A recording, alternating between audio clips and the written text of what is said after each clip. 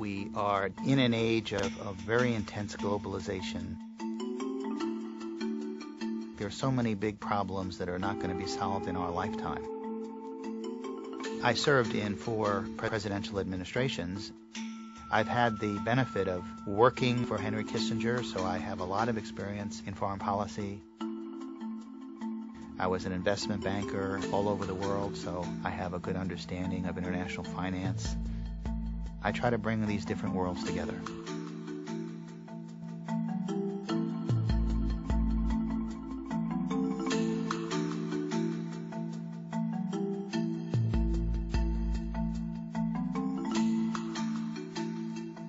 The big issues of the day are economic development, trade expansion, currencies.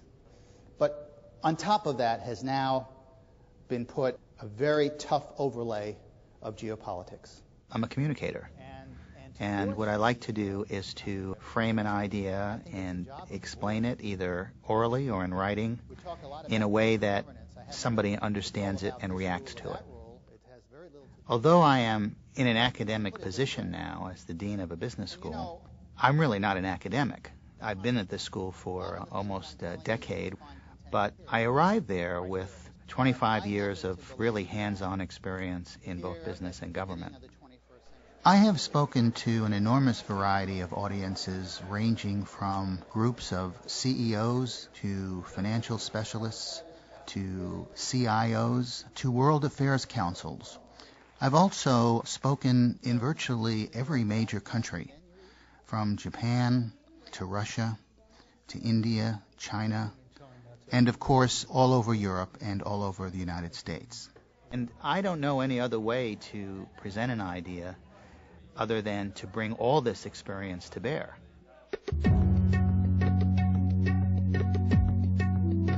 In South Korea, a country where being out of work is considered a stigma, nearly 10,000 people a day were losing their jobs. And maybe we push too hard, too fast, without understanding or without taking the time to realize that we have a lot of underpinnings in our economy that took 100 years to build. For 50 years, the U.S. fought the Cold War on certain principles, and one of them was we wanted to see capitalism and democracy spread. We could take a little more responsibility in terms of trying to shape the rules of the world economy. I'm delighted to introduce my teammate, Jeffrey Garten, Dean of the Yale School of Management. You're taking a very static position. Certainly there are different countries. Certainly there are different traditions. Certainly there are different economic positions. But the idea of the common currency is not for 1999. This is something for the next century. One CEO told me that a vision without execution is a hallucination. But I'll tell you, I wrote an article in Business Week saying that execution without a vision is just as bad. And you know, we are in a period now where most business leaders are focusing 99% on execution, as if it didn't matter what the goal was, so long as you executed well.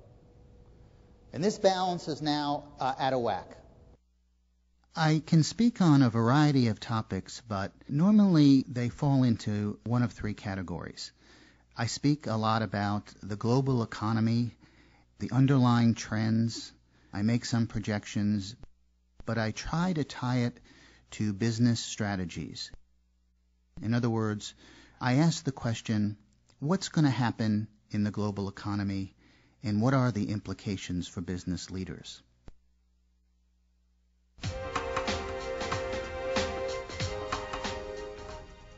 For his new book, The Mind of the CEO, Yale School of Management Dean Jeffrey Garten interviewed 40 chief executives. He spoke with everyone from Jack Welch of GE to Steve Case of AOL Time Warner to understand the most pressing management challenges facing CEOs today. Let me speak to me. Well, it's very important to me to be contemporary, but not to be anecdotal. To take an issue that is on everybody's mind right now and to say, let's talk about how this might play out over the next year or two or longer. Or, you know, how are we going to deal with this? And then talk about the multiple challenges that are involved. That's what I do best. The whole range of societal problems are not going to be addressed by the public sector the way they used to be. And what's more, when you look at the global economy, because that's certainly what we're living in, there are no governmental agencies in the middle. These big vacuums need to be filled. And I'm not advocating that business leaders fill them entirely, but they have the experience, as you say, they have the resources around them. And if they all sit back and say, it's somebody else's job to do, then I think we're headed for an era where all of the problems that we know so well are only going to get magnified.